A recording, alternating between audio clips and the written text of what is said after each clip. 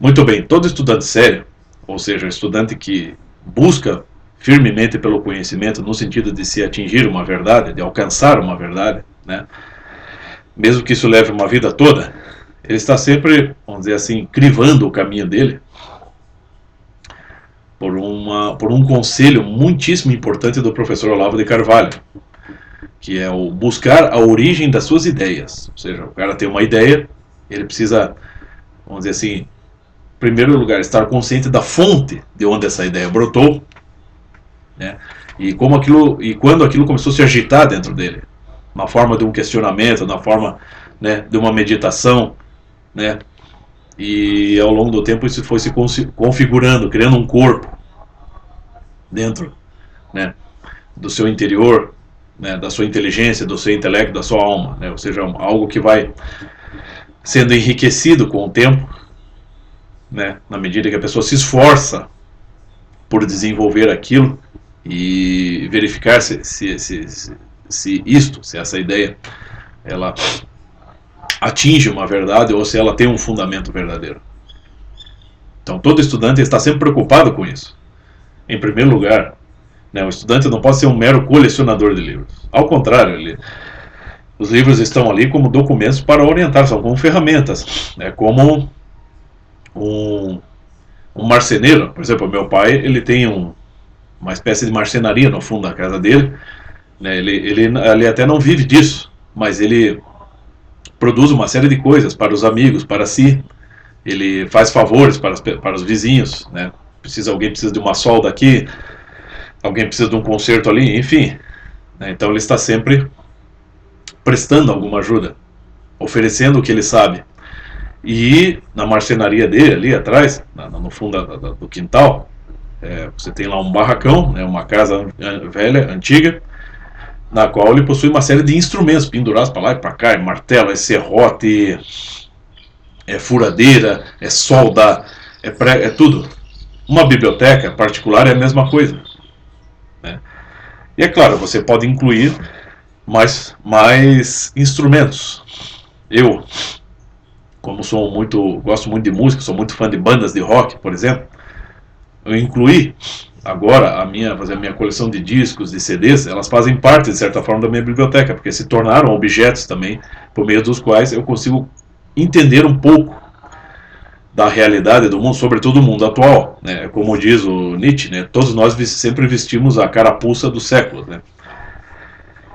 Então, para compreendermos muito do nosso tempo e daquilo que nos circunda, nós precisamos nos inteirar da cultura que nos cerca, né? Então, assim, pegando aquela expressão já bastante desgastada, bastante clichê, né? Unir o útil ao agradável. Eu gosto muito de ouvir músicas, bandas e tal, e ao mesmo tempo que eu estou ouvindo, já estou fazendo disso um momento de meditação. Sei lá, estou escutando um Rush, por exemplo, ou Imagine, de John Lennon, eu já estou pensando ali em todo o movimento revolucionário, desde em termos poéticos, em termos rítmicos, em termos ideológicos. Tudo sempre vai, para quem está realmente buscando a verdade, tudo sempre vai dar uma ajuda, sempre vai vai se constituir numa finalidade de busca do conhecimento. Você pega lá o próprio Søren Kierkegaard, né, o filósofo dinamarquês, ele fala, né, que é um dos melhores, um dos livros dele, que é o Desespero Humano, ele fala que para o cristianismo, tudo, absolutamente tudo, pode ser utilizado para edificar a alma. Né? Ou seja, tudo sempre tem uma finalidade. Né? Pegando aqui até no sentido do São Tomás de Aquino, né, na Suma contra os Gentios, em que ele explica que já no índice, né, o próprio índice de matéria das Sumas já é extremamente rico. Ali ele coloca, de certa forma, um resumo de cada capítulo, né, de cada questão. E ali ele explica que tudo sempre vai se voltar, de certa forma, para Deus. Ou quando você pega o Fritjof Schwann, citando Meister Eckhart, né, que era um místico alemão da Idade Média, ele explica que Quanto mais uma pessoa blasfema, mais ela acaba louvando a Deus, porque sempre você tem aquele extremo. Então, sempre todo estudante, a pessoa que busca o entendimento da verdade, em primeiro lugar, ele tem que visualizar, ele tem que estar consciente que ele tem uma finalidade a atingir, que é compreender a verdade. Ele não está buscando tornar-se um professor, nem um escritor, nem uma pessoa distinta, uma pessoa famosa. Mesmo que ele passe a vida toda no anonimato, ele está procurando entender a verdade. Porque no fim das contas, também seguindo um outro conselho do professor Olavo, nossa primeira plateia, a plateia de cada pessoa é Deus, em primeiro lugar.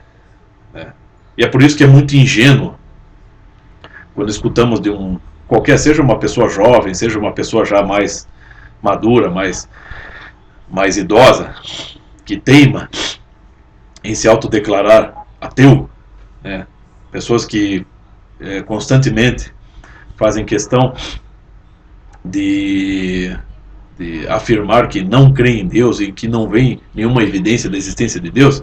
Eu fico com uma questão colocada pelo professor Olavo de Carvalho num dos seus artigos, em que ele cita um pedagogo, um educador americano. Quando perguntaram para esse educador se ele acreditava em Deus, ele respondeu assim: primeiro, eu tenho que saber se Deus acredita em mim, que essa é a questão. Nós todos somos frutos de uma realidade, de um cosmos que foi gerado. Ou seja, você tem, não sei, bilhões, zilhões de anos que todo o universo já foi gerado, e nós, sei lá, o ser humano como estrutura, o próprio sistema solar, o nosso planeta, diante disso ele já é uma criação tão nova, tão recente, e nós então, nós aqui, eu, você, somos mais recentes ainda. Somos nada diante de tudo isso aí, Então como é que não ocorre a essas pessoas acreditar que existe sim, como diria Giovanni Reale, uma inteligência que rege isso aí? A pessoa pode, vamos dizer assim, não ter afinidade ou não conseguir adaptar-se a uma religião ou a nenhuma religião, mas ela,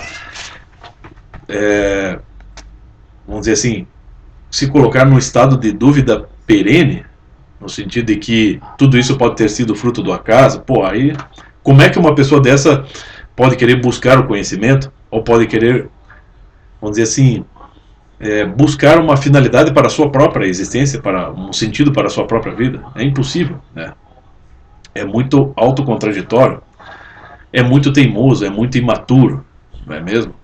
Então não adianta, É óbvio, que todos nós sequer temos autonomia sobre o nosso próprio corpo, sobre as nossas próprias células.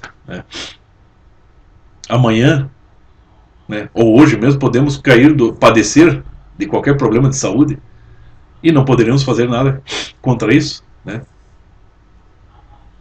E a nossa própria alma, a própria estrutura do nosso ser não foi dada a nós. Nós temos que compreendê-los, temos que, como na sentença de Platão, Sócrates, conhece-te a ti mesmo, ou seja, você não é dono nem de você mesmo, meu filho. E o papel das religiões, sobretudo do catolicismo, é esse. Quando está expressamente na doutrina que é Deus quem dá a vida, é Deus quem tira a vida. Porque se Deus desse os poderes dele para nós, nos tornaríamos tiranos, nos tornaríamos piores do que já somos. Nossas decisões, certamente já causariam muito mais problemas do que já temos, sendo seres limitados. Então é claro que a busca da verdade, a busca do conhecimento tem que vir em primeiro lugar. Concomitantemente, também com a busca da sobrevivência. Nós temos que nos sustentar, nós temos que trabalhar, pagar nossas contas. E também temos que obedecer às leis que regem, que de forma mais ou menos equilibrada, regem também o nosso entorno social. As leis, elas vão pegar apenas a periferia do nosso ser, né, dentro de uma esfera de convivência. Mas agora aquilo que o Roger Scruton explica sobre as relações interpessoais, da responsabilidade um para com o outro, bom, isso vem de lá de dentro, e é daí que as leis vêm, né? Ou seja, na medida em que a humanidade ao longo da história, né, foi se tornando mais madura, foi conhecendo mais a si mesmo, cada pessoa, o entendimento dessas relações, do dever para com o outro, da estima para com o outro, da responsabilidade para com o outro, né, foi se tornando tão claro que aí sim as leis, né, que regem a vida social foram se definindo, acordos foram se definindo, e toda a violência, todo o sacrifício, né, bárbaro foi sendo abandonado progressivamente, embora, né, ainda muito disso ainda exista. É difícil, né? A vida é dolorosa, você tem que buscar exatamente um sentido, mas não, como o Viktor Frankl fala, não inventar um sentido para a sua vida, mas buscar o sentido para a sua vida, né? Seja ele qual for, né? Porque também, citando mais um grande autor, no caso peruano, Mário Vargas Llosa, na Cartas a um Jovem Escritor, ele fala que toda a vida, né, ou seja, toda a vida vale ser registrada num livro. Era isso.